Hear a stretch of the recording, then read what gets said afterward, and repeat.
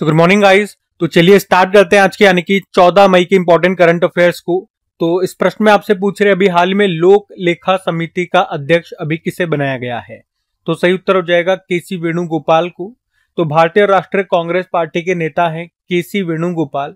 इनको अभी लोकसभा अध्यक्ष जो है ओम बिरला, उनके द्वारा भारत की संसद की लोक लेखा समिति का अध्यक्ष के रूप में फिर से नियुक्त कर दिया गया है। मतलब पहले भी यही थे, फिर से इनको रीअपॉइंट कर दिया।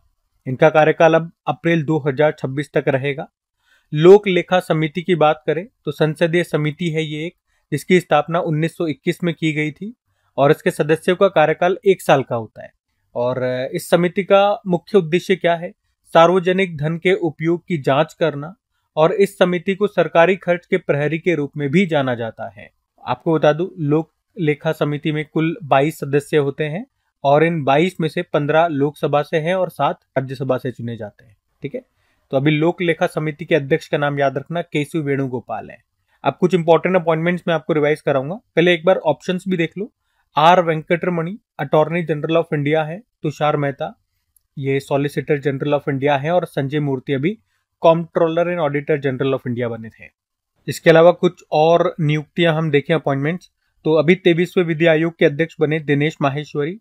ICAR Indian council of agricultural research के महानिदेशक बने मांगीलाल जाट। राजस्व सचिव रेवेन्यू सेक्रेटरी बने Arvind Srivastava. Asian infrastructure investment bank के उपाध्यक्ष बने अजय भूषण पांडे। गवर्नमेंट टी मार्केट प्लेस के CEO बने अजय बहादुर। नए वित्त सचिव फाइनेंस सेक्रेटरी बने अजय सेठ। एयर इंडिया एक्सप्रेस का नया चेयरमैन बनाया गया निपुण अग्रवाल को। उसके अलावा विश्व बैडमिंटन महासंघ के अध्यक्ष, ये याद रखना, खुनयिंग पटामा नाम है, थाईलैंड से हैं, इस पद पर आने वाली दूसरी महिला हैं। राष्ट्रीय सुरक्षा सलाहकार बोर्ड का प्रमुख बनाया गया आलोक जोशी को। भारतीय वायुसेना के नए उप प्रमुख बने नर्मदेश्वर तिवारी। और अमेरिका की एक स्पेस कंपनी है एक्सियोम स्पेस, इसका CEO एक भारतीय को बनाया गया। भारतीय मूल के व्यक्ति हैं तेजपाल भाटिया इनको। और भारतीय नौसेना की पहली महिला फ्लाइंग इंस्ट्रक्टर बनी थी Divya Sharma. India semiconductor mission के CEO बने अमितेश कुमार सिन्हा। प्राक्कलन समिति एस्टीमेट कमेटी का अध्यक्ष बनाया गया संजय जायसवाल को। और राष्ट्रीय फिल्म विकास निगम का प्रबंध निदेशक मैनेजिंग डायरेक्टर बनाया गया प्रकाश मगदुम को। ये बिल्कुल अभी लेटेस्ट वाले अपॉइंटमेंट्स मैंने आपको यहाँ पे 15 अपॉइंटमेंट्स रिवाइज कराए, ध्यान में रखना। अगला प्रश्न देखते हैं। फिर अगले में पूछ रहे हाल ही में किस देश ने यूनेस्को से अलग होने की घोषणा कर दी है? तो आंसर होगा निकारागुआ। अच्छा, अगर आपको याद हो तो अभी कुछ दिन पहले हम लोगों ने पढ़ा था कि अभी यूनेस्को गिलर्मो कैनो विश्व प्रेस स्वतंत्रता पुरस्कार 2025 के लिए भी निकारागुआ का एक न्यूज़पेपर है ला प्रेंस, उसको चुना गया था। तो बस इसी के विरोध में निकारागुआ ने अभी यूनेस्को से अलग होने की घोषणा कर दी है, क्योंकि निकारागुआ देश का कहना है कि इससे ये संदेश जाता है कि निकारागुआ ये प्रेस की स्वतंत्रता का समर्थन नहीं करता। बाकी उस अवार्ड के बारे में मैं आपको डिटेल में पढ़ा ही चुका हूं। अब यहाँ पे निकारागुआ पहले मैं आपको ले चलता हूँ। ये एक नॉर्थ अमेरिकी देश है और उसके बाद यूनेस्को के बारे में बताता हूँ। तो ये रहा मैप में निकारागुआ। कैपिटल इसकी मनागुआ होती है, करेंसी है निकारागुआन कॉर्डोबा। अब यूनेस्को की बात है तो इसके बारे में जानते हैं। तो यूनेस्को मतलब United Nation Educational and Scientific and Cultural Organisation, स्थापना होती है 1945 में। हेडक्वार्टर पेरिस फ्रांस और डायरेक्टर जनरल है ऑद्रे उजाले।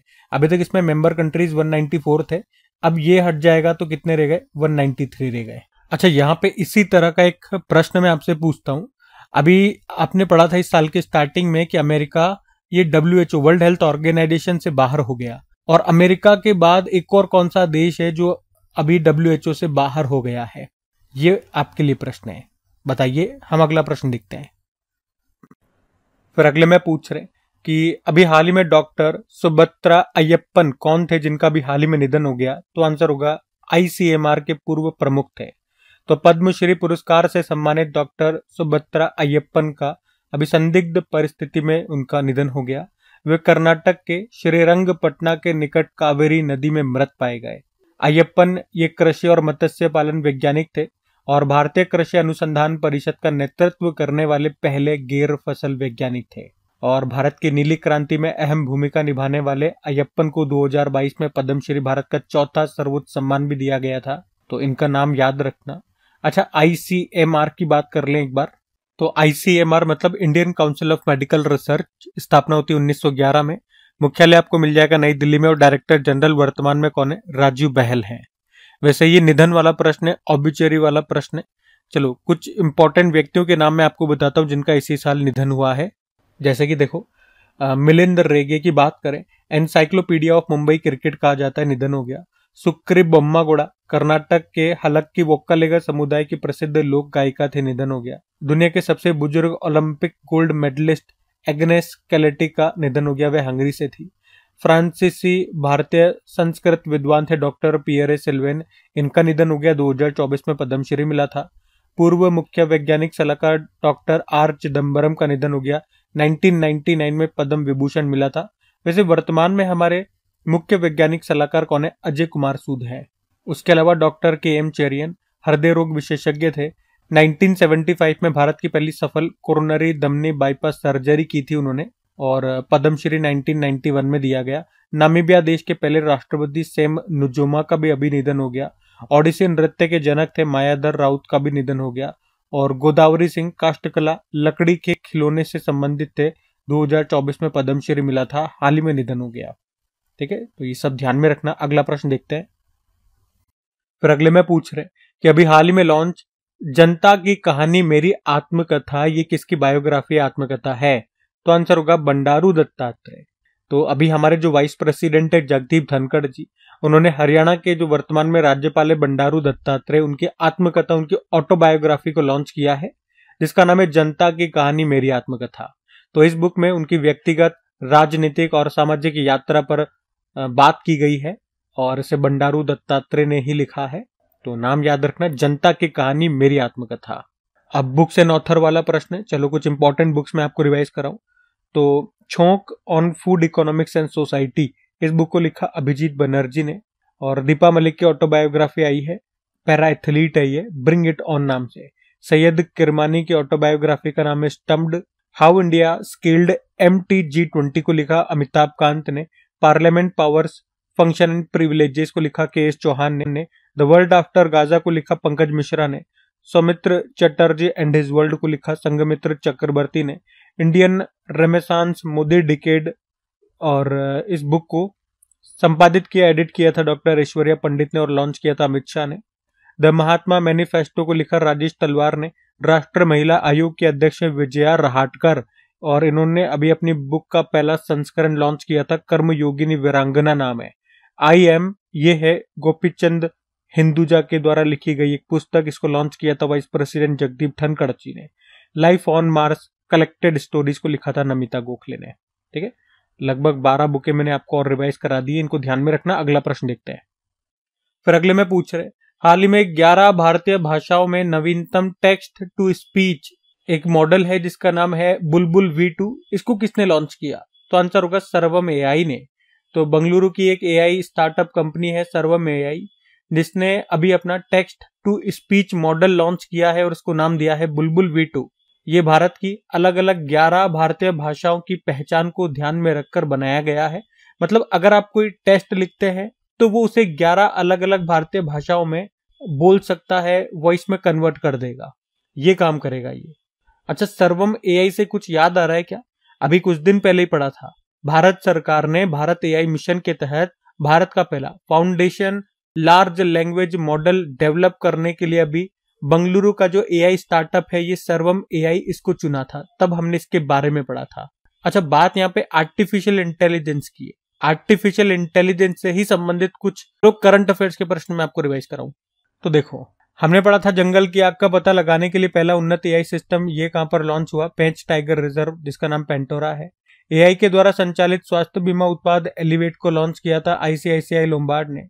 दुनिया की पहली मिस AI ये बनी थी केंजा लेइली। रिलायंस ग्रुप ने लॉन्च किया था AI सूट जिसका नाम है ब्रेन।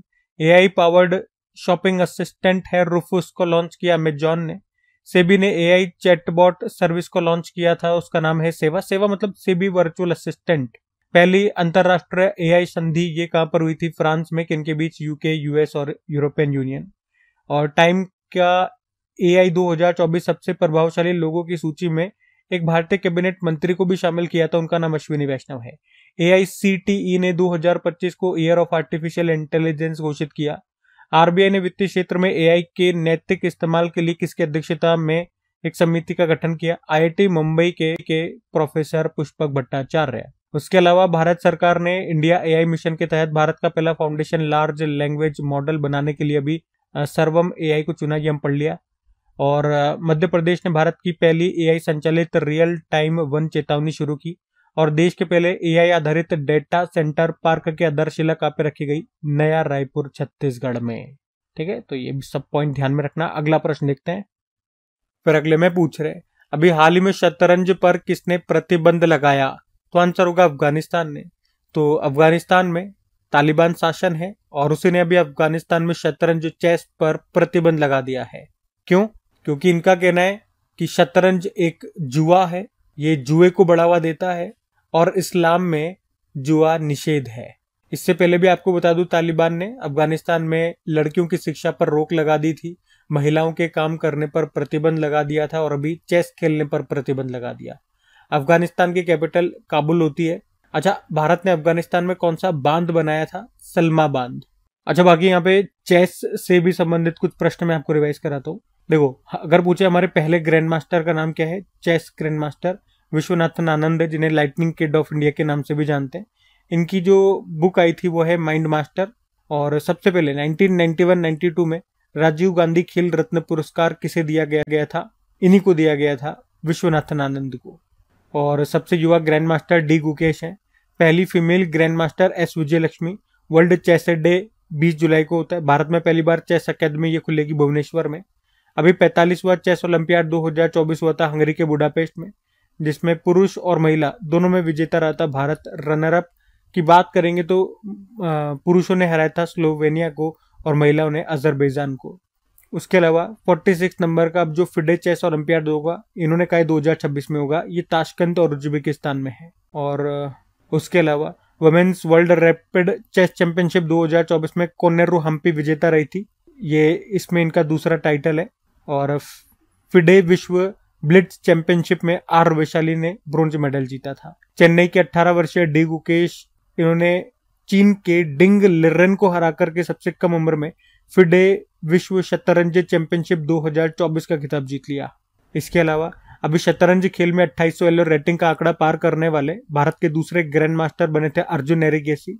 उसके अलावा फिडे चेस वर्ल्ड कप 2025 में जो होगा ये भारत में होगा इस साल अक्टूबर में। और कांस इंटरनेशनल ओपन चेस टूर्नामेंट को जीत लिया था पी इनियन ने। विश्व जूनियर शतरंज चैंपियनशिप 2025 को जीता किसने? प्रणव वेंकटेशन ने। 7वें भारतीय थे इस पद पर आने वाले।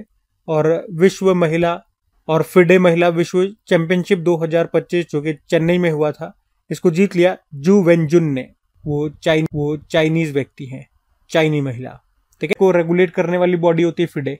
इसके बारे में जानते हैं तो स्थापना होती है 1924 में, हेडक्वार्टर लुजेन स्विट्जरलैंड। प्रेसिडेंट है आर्केडी ड्वॉरकोविच और वाइस प्रेसिडेंट है विश्वनाथन आनंद। तो ये सब बातें ध्यान में रखना। अगला प्रश्न देखते हैं। तो इस प्रश्न में पूछ रहे हैं कि अभी हाल ही में वैज्ञानिकों ने किस एशियाई फसल का पहला पेंजीनोम बनाया है? तो आंसर होगा चावल। तो अभी चावल की एशियाई फसल का पहला पेंजीनोम ये वैज्ञानिकों ने तैयार कर लिया है। पेंजीनोम क्या है? ऐसे समझो जैसे कि एक प्रजाति के सभी व्यक्तियों के जीन का एक समूह है जो कि उनके आनुवांशिक विविधता को दर्शाता है। तो उसी तरह से चावल की एशियाई फसल का पहला पेंजीनोम है ये। मतलब इसे वैज्ञानिकों ने एशिया में जितनी भी धान की या चावल की फसलें होती हैं, लगभग इन्होंने कैलकुलेट किया तो बताया 144 फसलें हैं, तो उनको जोड़ करके ये पेंजीनोम तैयार किया गया। आप कह सकते हो ये एक नई किस्म हो गई है। ये हर प्रकार के मौसम में सर्वाइव कर सकती है और हर प्रकार के एरिया में, क्षेत्र में ये काम कर सकती है, अधिक उपजाऊ होगी। तो ये है एशियाई फसल का पहला पेंजीनोम। और कौन सी फसल है? ये चावल की फसल है, धान की। और वैसे एशियाई खेती योग्य धान का साइंटिफिक नेम क्या है? प्राइजा सेटिवा एल। अच्छा देखो, चावल की अगर हम बात करते तो सबसे पहले तो याद रखना अंतरराष्ट्रीय चावल अनुसंधान केंद्र कहाँ पर है? Research centre Philippines. और भारत में कहाँ पर है? कटक उड़ीसा। अभी गोल्डन राइस को मंजूरी देने वाला पहला और इसको बैन करने वाला पहला देश बना था कौन सा? फिलीपींस। ये जो गोल्डन राइस है विटामिन ए से भरपूर होता है। भारत का पहला राइस एटीएम ये लॉन्च हुआ था उड़ीसा में। ICAR ने भारत की पहली 2 जीनोम संपादित किस्में DRR100 कमला और पूसा DST1 को विकसित किया है। इनका संबंध चावल से है। ठीक है, तो ये सब ध्यान में रखना। अगला प्रश्न देखते हैं। फिर अगले में पूछ रहे हैं कि अभी हाल ही में भारतीय सेना ने कहां पर ऑपरेशन केल्लर को शुरू किया? तो सही उत्तर होगा कश्मीर में। तो अभी 13 मई 2025 को भारतीय सेना ने दक्षिणी कश्मीर के शोपियां में केल्लर के घने जंगलों में एक उच्च तीव्रता वाला आतंकवाद विरोधी अभियान शुरू किया है। यह ऑपरेशन केल्लर नामक जो अभियान है, ये क्षेत्र में भारी हथियारों से लैस आतंकवादियों के छिपे होने के रिपोर्ट पर इसे शुरू किया गया, ऑपरेशन केल्लर। अच्छा, ये ऑपरेशन वाला प्रश्न है। चलो कुछ लेटेस्ट ऑपरेशंस में आपको रिवाइज कराता हूँ। एक ऑपरेशन सर्वशक्ति शुरू किया था, पिछले साल का बात है ये।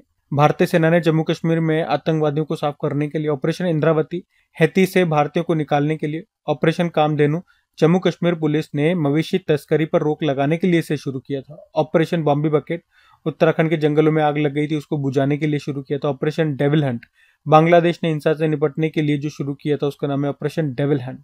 ऑपरेशन ब्रह्मा, म्यांमार में भूकंप पीड़ितों की मदद के लिए चलाया। ऑपरेशन टिक्का, जम्मू कश्मीर के पहलगाम में आतंकी हमले के बाद घुसपैठ को रोकने के लिए हमने ये ऑपरेशन शुरू किया था। और ऑपरेशन हॉकी, सीबीआई ने ऑनलाइन बाल यौन शोषण नेटवर्क को समाप्त करने के लिए इसे शुरू। बाकी ऑपरेशन सिंदूर, पाकिस्तान और पीओके में 9 आतंकवादी ठिकानों को साफ करने के लिए हमने ये ऑपरेशन सिंदूर शुरू किया था। ऑपरेशन अभ्यास, सिविल डिफेंस मॉक ड्रिल अभ्यास था ये, जो कि हुआ था बंगलुरु में। ठीक है, तो ये सब ध्यान में रखना। अगला प्रश्न देखते हैं। तो अगले में पूछ रहे कि अभी हाल ही में नालसा यानी कि राष्ट्रीय विधिक सेवा प्राधिकरण का कार्यकारी अध्यक्ष किसे नियुक्त किया गया? तो आंसर होगा सूर्यकांत। तो अभी जस्टिस सूर्यकांत को नेशनल लीगल सर्विस अथॉरिटी का एग्जीक्यूटिव चेयरमैन यानी कि कार्यकारी अध्यक्ष बनाया गया है। उन्होंने BR गवई का स्थान लिया है, जो आपको याद है अभी हमारे मई में ही हमारे नए चीफ जस्टिस ऑफ इंडिया बन गए हैं। और नालसा की बात करें तो नालसा में जो कार्यकारी अध्यक्ष हैं वो पद किसी सीनियर मोस्ट जज को दिया जाता है जो सुप्रीम कोर्ट में होते हैं। नालसा हमने का फुल फॉर्म हो गई है क्या? National legal service authority. ये एक स्टैट्यूटरी बॉडी है और इस संस्था का जो हेड होता है वो चीफ जस्टिस ऑफ इंडिया होते हैं, जो वर्तमान में कौन है? BR गवई। और इस संस्था का एग्जीक्यूटिव चेयरमैन ये सुप्रीम कोर्ट का दूसरा सबसे बड़ा जज होता है, जो कि कौन है? सूर्यकांत है। और इसे लीगल सर्विसेज अथॉरिटीज एक्ट 1987 के तहत बनाया गया था। स्थापना होती है 9 नवंबर 1995 में। ठीक है, तो ये ध्यान रखना। बाकी अपॉइंटमेंट वाला प्रश्न था, आज मैंने आपको अपॉइंटमेंट्स रिवाइज करवा भी दिए बहुत सारे। ठीक है, तो अभी अगले प्रश्न की ओर बढ़ेंगे। फिर अगले में पूछ रहे कि अभी हाल ही में 12 मई को बुद्ध पूर्णिमा मनाई गई है। इस दिवस को यूनाइटेड नेशन वैसाख दिवस के रूप में भी मान्यता दी गई थी। कब दी गई थी? तो आंसर होगा 1999 में। आपको बताएं 12 मई को हमने बुद्ध पूर्णिमा मनाया और उसी को हम वैसाख पूर्णिमा भी कहते हैं। वैसाख ये भगवान बुद्ध का जन्म, उनको जब ज्ञान प्राप्ति हुई थी और जब उनकी मृत्यु हो गई थी, उसी का प्रतीक है। ये बौद्ध धर्म में सबसे पवित्र अनुष्ठानों में से एक है और इस वैसाख पूर्णिमा को वैसाख दिवस भी कहा जाता है। संयुक्त राष्ट्र ने दिसंबर 1999 में इसकी घोषणा की थी और पहली बार इसे सन 2000 में मनाया गया था। और 12 मई 2025 को आप कह सकते हो ये 26वां संयुक्त राष्ट्र वैसाख दिवस मनाया जा रहा है। और इस बार वैसाख दिवस समारोह का आयोजन ये वियतनाम के हो ची मिन्ह शहर में किया गया और इस समारोह में भारत का प्रतिनिधित्व किया था हमारे अल्पसंख्यक मामलों के जो मंत्री हैं किरेन रिजिजू ने। अच्छा, भगवान बुद्ध की बात करें तो इनके बचपन का नाम था सिद्धार्थ। इनके वंश कौन सा था? शाक्य वंश के थे। इनका जन्म हुआ था लुम्बिनी में। ज्ञान की प्राप्ति बोधगया में हुई थी। पहला उपदेश सारनाथ में दिया था, जिसे बोलते हैं धर्म चक्र परिवर्तन। और इसमें मृत्यु हो जाती है, जो मोक्ष हो जाती है उसको बोलते हैं महापरिनिर्वाण।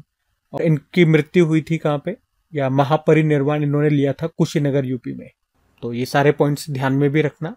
बाकी ये थी आज की हमारी करंट अफेयर्स की क्लास। कमेंट करके जरूर बताइएगा सेशन आपको कैसा लगा। अच्छा लगा तो प्लीज वीडियोस को लाइक जरूर कीजिए, अपने दोस्तों के साथ में शेयर जरूर कीजिएगा। बाकी चलो अभी कल के करंट अफेयर्स का मैं आपको क्विक रिवीजन करा दूं, फिर हम सेशन एंड करेंगे। तो कल पहला प्रश्न पूछा था, विराट कोहली ने अभी क्रिकेट के किस फॉर्मेट से संन्यास ले लिया? टेस्ट से। और भारत में सौर ऊर्जा से पूरी तरह संचालित होने वाली पहली विधानसभा ये कौन सी होगी? दिल्ली विधानसभा।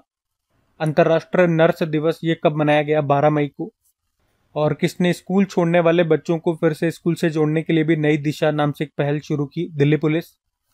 उत्तर प्रदेश के किस शहर में ब्रह्मोस मिसाइल यूनिट का उद्घाटन किया गया? लखनऊ। और किसने 2025 tri nation women's ODI tri series को जीत लिया? इंडिया। और 8वां संयुक्त राष्ट्र वैश्विक सड़क सुरक्षा सप्ताह 2025 ये मनाया गया। और अमेरिकी राष्ट्रपति डोनाल्ड ट्रंप ने द्वितीय विश्व युद्ध की स्मृति में किस दिन को विजय दिवस घोषित किया? 8 मई को। और आखिरी में पूछा था कि अमेरिका और चीन ने व्यापार युद्ध और टैरिफ विवादों के बीच अभी एक वार्ता शुरू की थी, कहां पे? जिनेवा स्विट्जरलैंड में। चलो कल का भी होमवर्क प्रश्न देख लेते हैं और सेशन एंड करते हैं। तो कल आपसे पूछा था भारतीय रेलवे का प्रस्तावित 69 नंबर का भी डिवीजन ये कौन सा होगा? तो आंसर होगा जम्मू मंडल, जम्मू डिवीजन। आप सभी ने प्रश्न का बिल्कुल सही उत्तर दिया। अब ये आज का आपका होमवर्क प्रश्न।